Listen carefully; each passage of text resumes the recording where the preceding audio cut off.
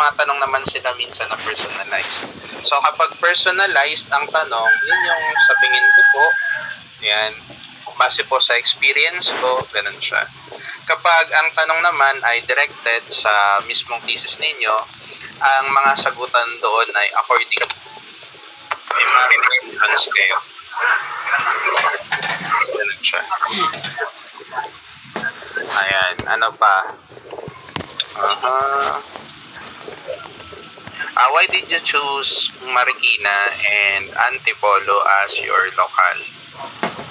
Since it is, merong sir, network namin yan. Parang marami kaming dating mga kausap. So, hindi kayo purposive. Convenience kayo dapat. Hindi. Purposive pala. Purposive. Dapat kasi, ayun yung, dito? Nag-select tayo guys kung ano yung need natin na participate. Need natin sa criteria. Oo. Ganun, sir. Ayun nga, nag-set kayo ng criteria. Pero bakit Antipolo at Marikina lang? Kasi sir, hindi. Kasi magiging convenience yung sinabi nating nearby sa amin ng Antipolo. Oo. Halos tayo ay taga-Antipolo. Kasi namin yung proposal kasi parang lang kami na hindi namin sila for Yung pinili namin based on our criteria. So, isipan nyo ng sagot yan. Pero kung hindi naman maisipan ng sagot, madali lang naman magpalit sa paper ng convenience sampling. So, depende pa rin sa panel kung ano mangyayari. So, it doesn't hurt naman. Paano pag di namin nasagot?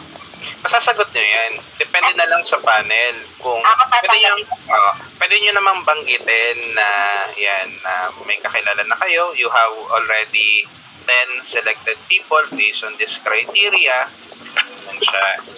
That was already in Marikina and Antipolo. Okay na lahat sir ng table sir. Okay, sige, goods na yan. Ano pa ba? Mga tanong. Yan. So, bakit 5 lang ang kinuha ninyo? Ayun. Para hindi madami. Kasi sir, based on the literature na hinanap namin is nagsasite doon na yung minimum na kailangan namin. And yan. So, kailangan kilala nyo, huwag nyo kakalimutan kung sino yung author ni Yung pinaka-author sir no? Oo. Of course. Hindi na nila kontrahin yan, published yun eh. Diba? Okay sir. Mas magaling sila sa nag-publish. Of course. Ayan. Sir, pasok din sa scope dyan, sir, na nakanap kami ng 10. Tapos, may 5 lang na nag-participate na pumayag. Hindi. Ang sina-challenge nga niya is yung sina-challenge kasi ng tanong na yun is yung scope and limitations nyo. Kasi kayo ang nag-set na limited lang siya dito. Pero bakit yun yung sinet ninyo? Yun yung essence ng question. Okay. Diba? So yung una, sina-challenge siya, bakit Antipolo at Marikina lang? Nasa scope and delimitation nyo yun. So, sasagutin nyo yun. Pangalawa, bakit 5 lang? Ayan. So ang isa-side nyo doon, syempre, yung study. Tapos pangalawa, phenomenology yung study ninyo. Definitely, it's limited only sa 5. Ayan. Diba? Limited, minimum 5. Ganun na siya. Next na tanong, bakit wala kayong output sa research ninyo? Since sir, yung last time na naging output natin yung women. So, we will not, this study will not provide output, sir. More on suggestions lang and recommendation. Sir, implication lang. Okay. Huwag nyo sasabihin in a negative way. Ipaliwanag nyo na lang kung ano yung phenomenology. Phenomenology is making meanings based on the experiences of the key informants. So before sabihin ninyo, before giving policy, let's say as an output, there should be a quantitative study first to generalize the experiences of people. Ganyan, diba? The participant. But for the meantime, this is the initial study. Yan. Initial study whether female experiences blah blah blah. Ganun siya.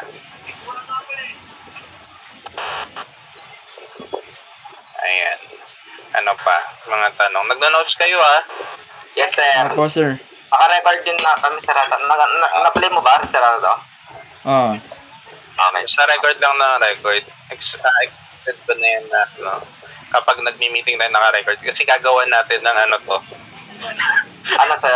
Araw-araw sipag lang. Hanggang sa graduation, syempre. Yun, no? Ang dulo ng graduation. Yung ano, sinimulan ko to, walang naniniwala. Diba? Okay. Ano pa? Yan. Do you believe that you have a credible research? Yes. Kasi 5 lang ang kinuha ninyo and ang quantity mas marami. Is it credible? Sabi mo dun, sir, alam ko. Parang sir, pwede namin sabihin it's credible because it, kasi It is di naman credible because- naman ng, And ay, sir, pwede yung sa tagal Sige. na nagtatrabaho. Sige, sabay-sabay kayo. Hindi, pwede sir, it is credible because ayun nga, yung data analysis namin is consist ng 3 phase. So, sa pag namin ng study, so alam namin na we are parang confident na credible naman. Hindi. Credible in a sense na 5 lang as compared sa quantity na maraming sumasagot. Sir, pwede yung sa experiences nila. Merong kasi di ba sir kami may nakuha kami 8 years experiences. Parang ganun. Okay. Ang sagot doon, ang quantity kasi, ang sinusukan niya ay yung lawak. Ang quality kasi yung lalim. It's credible in a way that our study look into the depth of the experiences of the people. Unlike in quantitative, it is looking on generalizability of the phenomena. Okay, sir. So, credible siya in a way na depth ang sinukat ninyo, ang chinek ninyo. Yung lalim, sir. Ayan. Diba? Bakit thematic? Ayun na, thematic. Kasi marami namang analysis, pero bakit thematic? Sir, may literature din dyan sa ano? Meron. Pero pwede nyo sasagutin ng diretso. Ano yan? Kasi, Pwede sir, thematic analysis because is focus of understanding the experiences po. Pwede namang iba, pero yun pa rin yung makukuha. Kunyari, discord analysis. hindi sir, kasi by using thematic analysis is parang namin yung mga essence nung sagot nila by by coding muna ng transcript then parallel article sir. Paano sagot yun? Yung nila sir, yung mga transcript nila sir or pinaka-essence ng nila is nakukuha namin by providing codes then ika-categorize namin sa team then Okay, sige. Ayun sir, ang dagdag ko sir, di ba since analysis kami sobrang lawak siya, parang mas yung thematic analysis ang ginagawa niya is parang from larger information, parang ginugroup namin siya into ginugroup namin siya hanggang sa makuha na namin yung pinaka-tip, which is yun na yung natutugtok na namin yung result na gusto namin. Parang ganun sir. Basta ang keyword, how could your research influence future policies and practices? pwede sir, it influence them by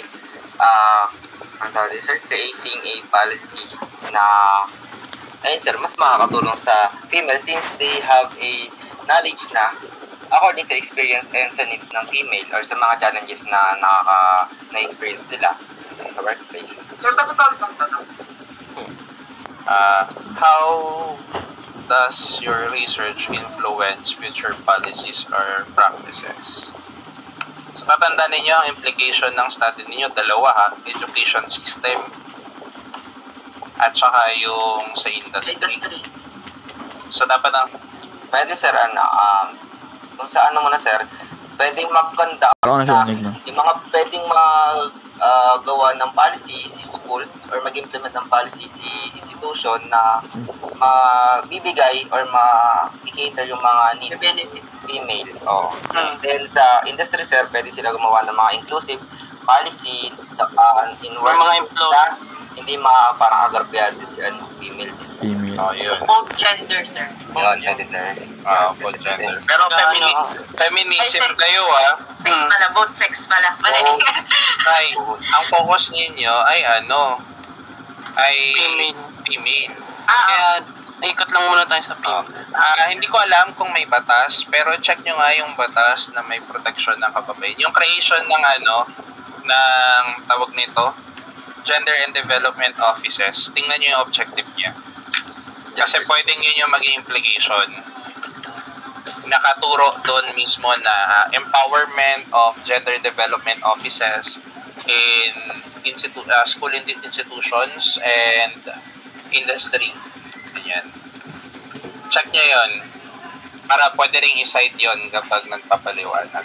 Actually, special working holiday. Special working holiday. Next, what are the biases in your study and how did you handle these biases? How did you control these biases? Bias. May isa, meron yung Yung about sa company. Yung yung participant, sir, is ano ba tawag ito? May possible po if yung pag in-interview namin yung Magiging bias. participant within The company. company po nung Within company the sa workplace, pwede po maging bias yung sagot niya. So, ano ba lang masasabi? Sila ang nag-suggest ng venue na pag-interview. We allowed the participant to choose the place. Ayan. The venue. Venue. Wag nyo nang babanggitin yung... Kasi mag-open yan ng questions na bakit hindi kayo nagpaalam sa company. Ayun, sunod. Ayan. So, pwede, ang targetin nyo na lang, before the interview, we asked interviewees whether they wanted to have the interview. Ayan. So, direkta kayo. Okay, sir. Huwag nyo banggitin yung kumpanya. Kasi sir, mag-open siya ng interaction sir. Oo. Kasi, dapat di siya maisip ng panel. Though may sagot naman, kaso baka maisip siya ng panel, tapos doon kayo durugin. Pangalawang bias ninyo is yung analysis ninyo as researcher. Kasi quali ito. Diba? Hindi, ayun sir, sa analysis, sabi mo sir, yung parang nagkakaroon kami ng, sir, yung Phase. analysis ko muna, tapos analysis, ayun, sir. tapos second phase, third phase, parang ganun. Oo. Para ma-control yung bias. Tapos Bias. pina-check sa advisor as the expert in qualitative study. Okay. Sana hindi na sila mag-request ng papacheck pa sa external kasi supposedly pinapacheck yan sa external kapag quali. Pag nag-external tayo, ang hirap humanap ng time. Ilan lang kaming qualitative sa FPC. Kita mo yung yung kabilang grupo, wawa, ako pinapaano sa analysis ng advisor nito. Mathematician Ayun, sir. Sila Nicole ata. Sila Nicole. Mathematician daw. Trabaho ng advisor yun Dapat sumabay nga sila, sir, no? Dapat sumabay sila para at least nakita nila. Kaso mo, wala pa yata silang data during that time. Sir. Kasi last time, sir, yung alam ko yung Protocol pa lang natin. Ang tagal nila, sir, sa RDO. Nahirapan sila sa Oras nila sa RDO, sir. Buti na lang kilala ko ni Doc Glenn. Ay, Sir Joke pala yan. Joke naman yan. Oo, kasi pinirmahan nung kukunin na lang namin sir, may pirma. Oo, di ba? Kompleto tayo Anyway, ano pa ba? Ito, tanong to ni Ma'am Hofano. Palagi pag umuupo siya. Tapos, individualized ang sagot. Ibig sabihin na individualized, lahat kayo sasagot isa-isa. Okay, sir. Sige, sir. Okay, yan. Sige, sir. Hilary, sir. Handaan sir. And what was your biggest learning experience or is Ano, sir, sa akin? Ano, sir? Hindi ko masyado Ulit, sir. what was your biggest learning experience in conducting your study? Sa akin, sir, pwede ba, sir, is to consider the feelings of female that I've, yung nakakasama, sir, in institution. Wait lang ka ba? ang sagot palagi dyan, ano yung natutunan mo, tapos ano yung ways forward mo. Okay. Ganito siya. Ito yung natutunan ko sa study. So, in the future, ito yung gagawin ko. Ganun ang atake dyan. Okay po, sir.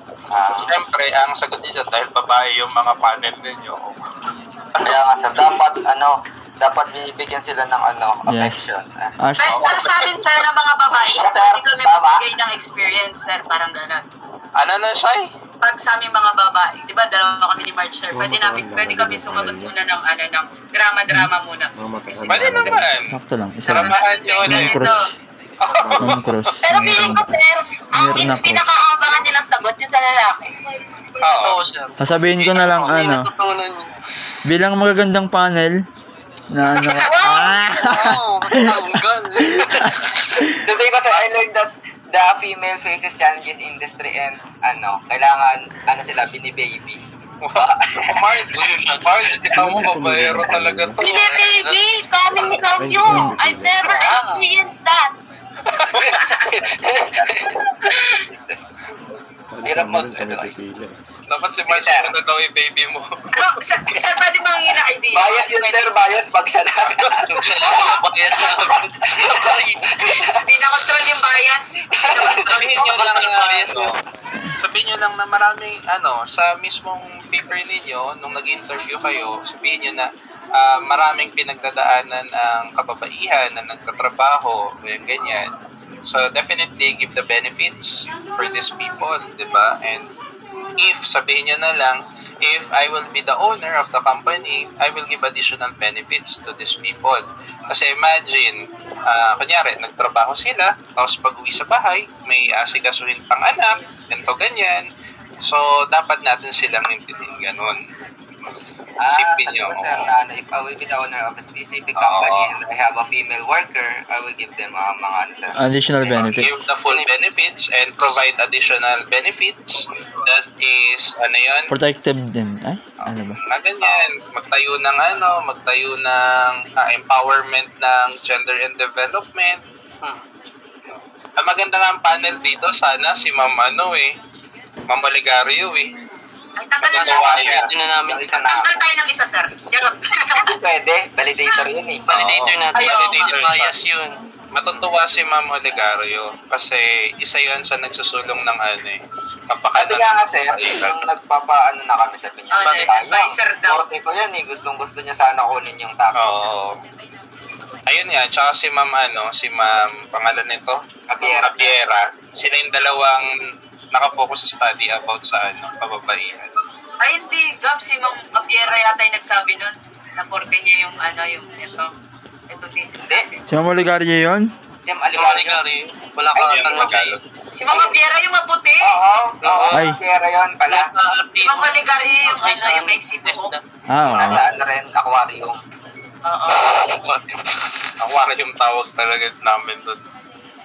Naisa. Basta yun yung common na tanong. Si Ma'am Cruz, ang mga common na tanong niya is about sa thesis itself. Hindi ko lang alam, syempre, malay mo, magdadagdag ng panibagong tanong. Ang less, na-prepare, yung kunin nyo bukas yung mga letters sa panel. Ay, hindi pupunta talaga kami bukas eh. Huwag nyo kalimutan yon kasi attach nyo sa thesis yon. Tapos yung isang kopya, ibibigay ninyo doon sa panel ninyo. Pwede sir, practice na rin bukas. Okay na yan. Pa-practice na nga ngayon. Ayun, ano pa ba? Si Ma'am Alfie, hindi naman nagtatanong yan pero hindi naman ganun kalalim yung mga tanong ni Ma'am Alfie. Nahihiya pa daw siya magtanong-tanong. Sir, baka magtanong yan kay Shayo. Okay. Kay Rarde yan, kilala ko ni Ma'am. Kay Rarde ang magtatanong. Dalawa tayo, Shay. Ano ako Kasi lang? mga sir, mahilig siya mga question kapag hindi ka nagsasalita. Ay sa mga reporting namin, di ba? Sa mga presentation natin, Hindi siya, Ako din, ma'am. ang tinatarget niya, sir, yung mga, parang ayaw Hindi magsalita. nagsasalita. Kunyari, sir, si Ilaw, sir. Si Ilaw, sir. Sinabi niyang inaano, sir. Nasa gilid Nasa lang likod daw, kasi, bunti sir. na.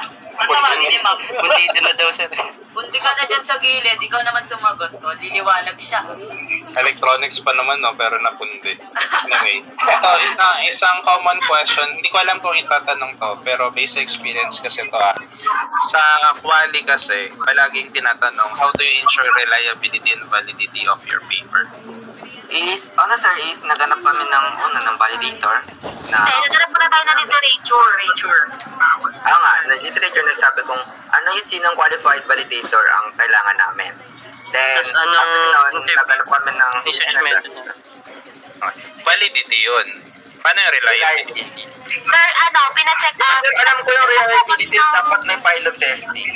Dapat. Pwede sir, nagpapirma kami ng yung nagawa namin data analysis. Ay, After pinapirma. pinapirma namin sa participants. Okay. Kung tama yung analysis. Validate. Yung transcript. Validity and reliability muna tayo ng questionnaire. Okay. Yung interview protocol yun. Sa questionnaire, sir, na pwede, sabi na, Ay, sir. sa questionnaire, validity na sabi na nagpa-validate kayo dito sa mga experts. Nilagay nyo ba yun sa ninyo, sa validation ninyo na nilagay ninyo yung ranking ng MPC? Oo, sir. Alam ko, ginamit namin yung link ng MPC, sir, para mahanap nila. Hindi, sinite nyo nga doon sa paper nyo mismo, chapter 1 to 3. Sa chapter 3, Kaya lang namin. Ay, alam ko, oo. sabi na Alam ko, i-merge. Kasi yung kasama ng mga validator. So, validity. Kasi pwede kasing questionin yung credibility naman ng mga validators. So, lumalabas siya sa validation. Kung halimbawa, kunyari, ang study ay about sabihin natin paggawa ng mga device, electronics. Tapos ako ang validator. Hindi ako pwede dun. Kasi anong alam ko dyan, di ba? Yun. Pwedeng ma-question kasi yung validity. So, sa validity, validation ng questionnaire, okay na. What about the reliability? Pwede ba, sir, parang sabihin na namin na nag-pilot testing kami wherein nag-try kami itanong to sa Mag-pilot mga... testing ba kayo talaga? Ano lang, sir, joke lang. Pero kasi, sir, di ba ganun yun? Kung pag reliability, sir, alam ko, sa assessment namin, sir, may pilot testing dapat. Di ba nakalagay sa questionnaire ninyo, ay sa interview questionnaire ako ng questionnaire, no? Interview protocol ninyo na pinapalitan niyo siya base sa kondisyon kung naintindihan ba siya. Oo nga. Kung madali siya maintindihan ng ano, sir. Ang reliability kasi, it measures what it intends to measure. Ang validity kasi, kung tama ba yung mga nakalagay. Yun yung pinagkaiba nila. Ang reliability, does it measure what it intends to measure? Yung tanong nyo ba, nasasagot ba na ito yung kailangan yung sagot? Sir. Diba? So, Parang dapat, oo. kung ano talaga yung magiging sagot, is Oo. maging consistent. For the reliability, the questions were adjusted during interview to assure reliability. Okay, sir. Parang sir, kasi Oo. semi-structured nga kami. Oo. Parang Tapos Open-ended siya, sir. Oo, nagtatagalog pa kayo, di ba? Opo. Yes, sir. Para mas maintindihan. Oo. Tapos, reliability naman ng analysis, wala na tayo sa validity. Validity kasi na-target pa yung objective ninyo. Definitely, matatarget yung objective ninyo. Sa reliability naman ng analysis, pina-recheck ninyo yung analysis sa kanila. Yes, sir. May perma sila, sir. Yun. Yun yung reliability. Yung validity, yung chinek natin. Yes. Yung may 3-phase. Yung microphone. Gets na? Okay na? Yes, sir. Ayan. Common question yan na, pero hindi ko lang sure kung itatanong ito. Ayan. Pero meron siya yung mga tanong na intended purpose only, sir. Siguro yun lang. May mga Yun nga, ano. yung Yun na yun, yung magkano na yun? matutupunan nyo. I-practice na lang natin.